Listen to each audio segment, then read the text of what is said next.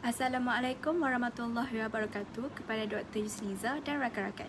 Kami dari kumpulan 13 ingin membentangkan tentang tugasan menganalisis kesalahan morfologi yang terdapat dalam teks ucapan ahli politik tanah air. Nama saya Nur Izzah Atira binti Mahfuzul, nombor metrik 284477. Tugasan ini adalah bertujuan untuk menganalisis kesalahan morfologi yang terdapat dalam teks ucapan ahli politik tanah air.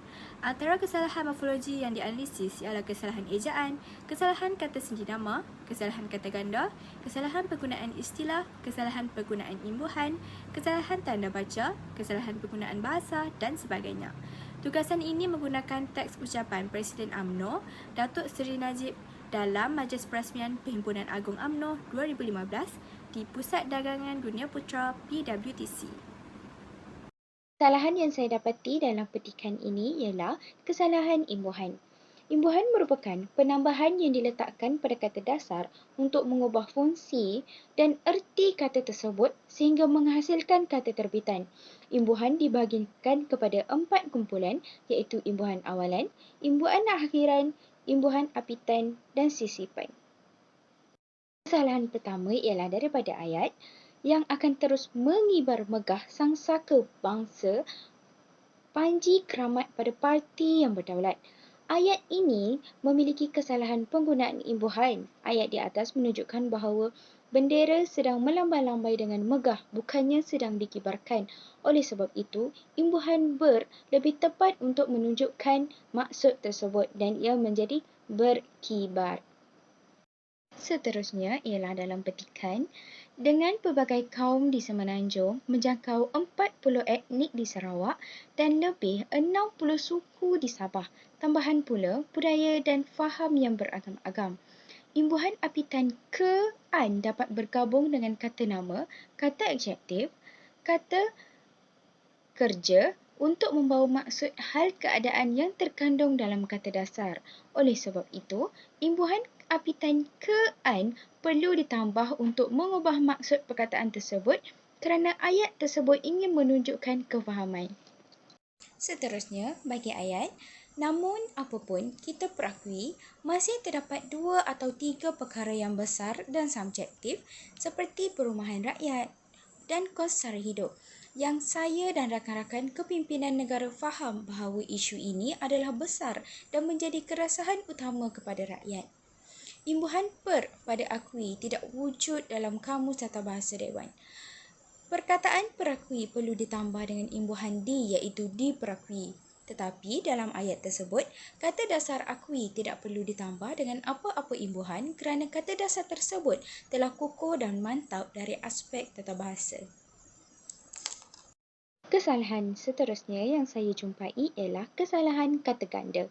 Kata ganda ialah kata yang mengalami proses pengulangan kata sama ada sebahagian atau seluruh kata dasar. Hal ini dikatakan demikian kerana kata dasar boleh mengalami penggandaan melalui 2 cara, iaitu cara yang pertama ialah penggandaan separa, manakala cara yang kedua ialah penggandaan penuh. Kata ganda boleh menerima imbuhan dan juga tidak menerima sebarang imbuhan.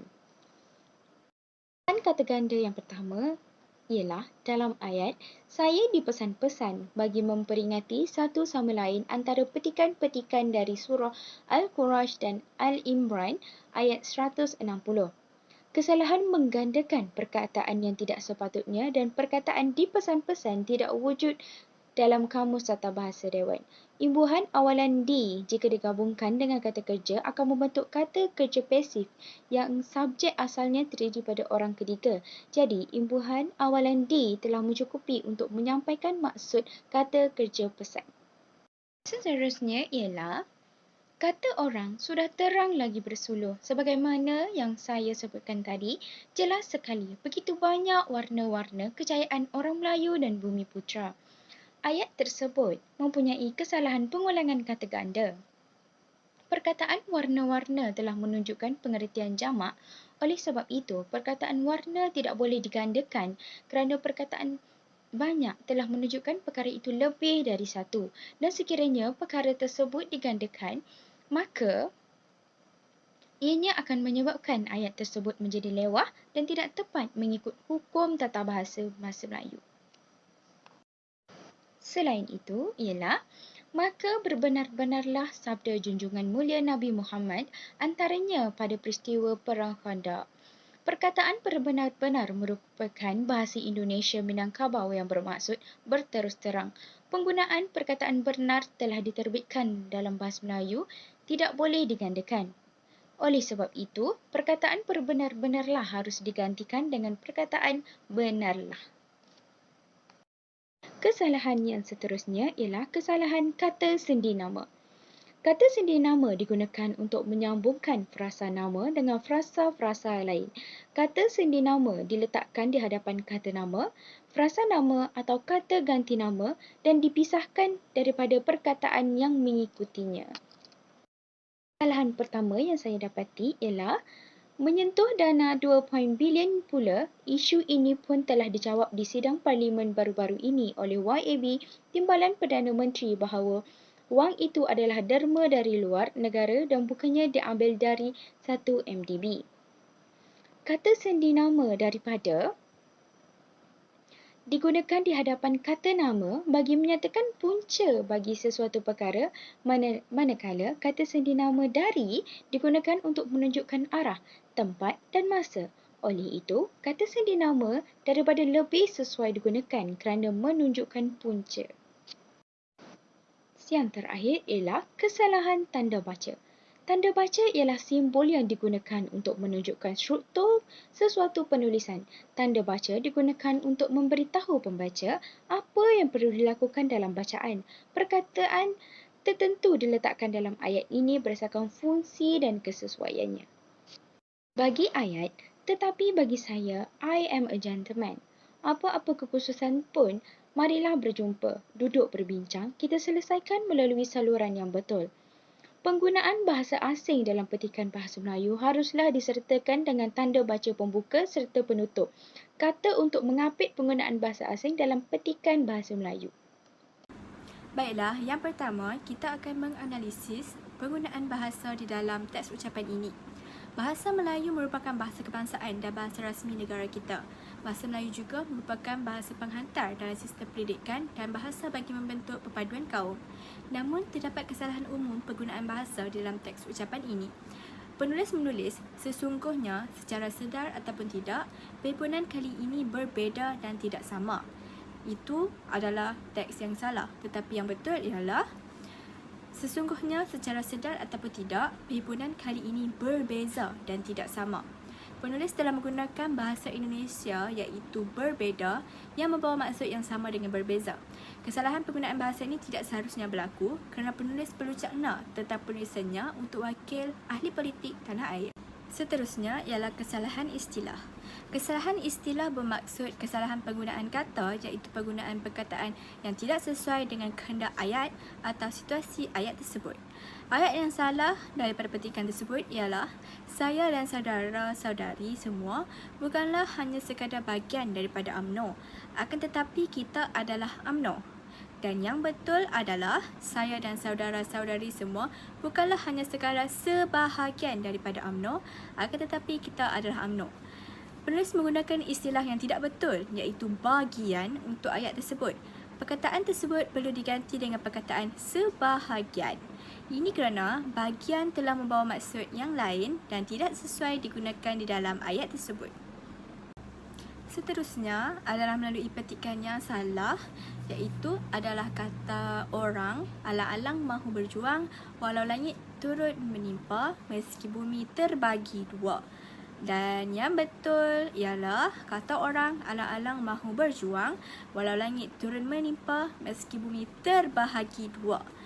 Jadi, penulis menggunakan perkataan terbagi untuk menggambarkan bumi yang terbelah dua. Perkataan tersebut perlu diganti dengan perkataan terbahagi. Ini kerana jika menggunakan perkataan terbagi dua, ianya sudah membawa maksud yang berbeza dan tidak menggambarkan maksud ayat tersebut dengan sepenuhnya. Kesalahan seterusnya adalah dari sudut yang lain, kita mengatur syukur kepada Allah Subhanahu Wa Taala kerana lebih daripada 90% perkara-perkara dalam Aku Janji yang dibuat semasa pilihan raya umum 13 yang lalu telah berjaya kerajaan kota dan tunaikan. Ayat yang betul adalah dari sudut yang lain, kita memanjatkan kesyukuran kepada Allah Subhanahu Wa Taala. iaitu perkataan mengatur syukur telah ditukarkan kepada memanjatkan kesyukuran. Ini kerana perkataan mengatur merupakan kata kerja dan selepas kata kerja perlu diletakkan sebarang objek selepasnya. Namun di dalam ayat ini, perkataan syukur adalah bukan objek. Jadi ianya tidak boleh digunakan. Perkataan baharu yang tepat adalah memanjatkan kesyukuran. Seterusnya adalah kesalahan ejaan. Menurut Kamus Dewan edisi keempat 2005, ejaan ialah kaedah atau cara menulis perkataan dengan huruf. Setiap perkataan perlu dieja dengan betul bagi memastikan maksud yang diberi itu mudah difahami. Bagi kesalahan yang pertama ialah selaku waris perjuangan bangsa rela berbakti kerana. Namun, ayat yang betul ialah selaku waris perjuangan bangsa rela berbakti kerana. Perkataan kerana perlu dieja dengan betul, iaitu kerana. Hal ini dikatakan demikian kerana perkataan kerana ialah perkataan yang berasal daripada perkataan Indonesia yang membawa maksud yang sama dengan perkataan kerana dalam bahasa Melayu. Namun begitu, perkataan kerana tidak boleh digunakan kerana penulisan petikan ini adalah dalam bahasa Melayu dan disampaikan oleh ahli politik tanah air. Kesalahan ejaan yang seterusnya adalah sayukia hanya Allah Ta'ala yang mampu memberi balasan setimpal. Yang betul adalah seyogia hanya Allah Ta'ala yang mampu memberi balasan setimpal. Perkataan sayugia yang dieja adalah tidak tepat. Ejaan yang tepat adalah seyogia, S-E-Y-O-G-I-A, yang bermaksud sepatutnya atau selayaknya. Perkataan seyogia berasal daripada perkataan Yogya yang bermaksud sama. Kesalahan ejaan yang seterusnya adalah dengan coran kata bersatu, bersetia dan berkhidmat, UMNO ini adalah satu-satunya parti milik kita. Pertahankan bersama. Perkataan coran kata dieja secara dekat dalam teks tersebut. Perkataan tersebut sepatutnya dieja secara jarak, iaitu coran kata. Selain itu, kesalahan yang seterusnya ialah beriring dengan tanggungjawab ini, setiap kali Perhimpunan Agung acap kali juga dipersoal dua lagi perkara, adakah Presiden UMNO itu seharusnya berpendirian Ultra atau Pro-Melayu sahaja dan keduanya mesti bersifat Islami ataupun tidak. Perkataan acap kali juga dieja secara dekat dalam teks tersebut.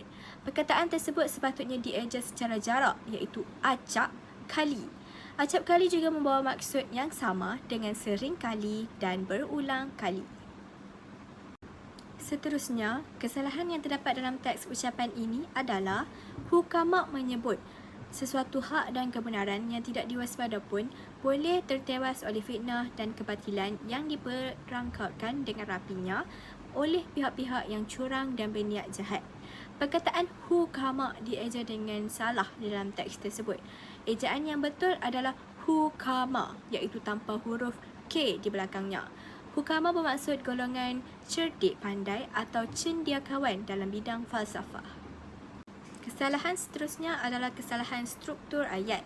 Pertama, ayat semoga rahmat tercucur di atas roh mereka, Al-Fatihah. Ia perlu diganti dengan semoga dicucuri rahmat ke atas rohnya. Perkataan tercucur tidak membawa sebarang maksud dalam sebarang kamus. Perkataan yang patut digunakan adalah dicucuri yang membawa maksud seperti dilimpahkan. Struktur ayat tersebut juga perlu dibetulkan, iaitu dari semoga rahmat tercucur di atas roh mereka kepada semoga dicucuri rahmat ke atas rohnya. Kesalahan struktur ayat yang seterusnya adalah pucuk pangkalnya janganlah hendaknya dipersiakan apa yang kita secara susah payah raih dan kecapi. Dan yang betul adalah pucuk pangkalnya janganlah mempersiakan apa yang kita raih dan kecapi secara susah payah.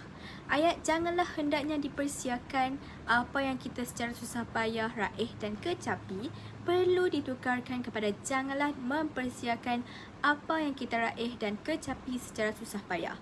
Struktur ayat yang salah tersebut perlu disusun dan digubal kembali kerana struktur ayatnya tidak gramatis. Kesimpulannya, kesalahan tata bahasa dalam petikan, ucapan, karangan dan sebagainya sering kita jumpai dan perkara ini bukanlah sesuatu yang baru. Kesalahan seperti ini juga sering dilakukan oleh semua orang termasuk ahli politik, pentadbir kerajaan, pentadbir swasta, pekerja, guru dan sebagainya. Hal ini menunjukkan penggunaan bahasa dan kesalahan tata bahasa sering diambil mudah oleh masyarakat kerana mereka beranggapan walaupun mempunyai kesalahan tata bahasa, maksud yang mereka ingin sampaikan itu dapat difahami. Bukan itu saja, penggunaan bahasa asing dalam percakapan juga sering berlaku dan telah dianggap perkara biasa. Sikap seperti ini telah menjadikan penggunaan bahasa Melayu yang betul telah terjejas sehingga penggunaan bahasa rojak kian meluas. Sekian daripada kami. Terima kasih.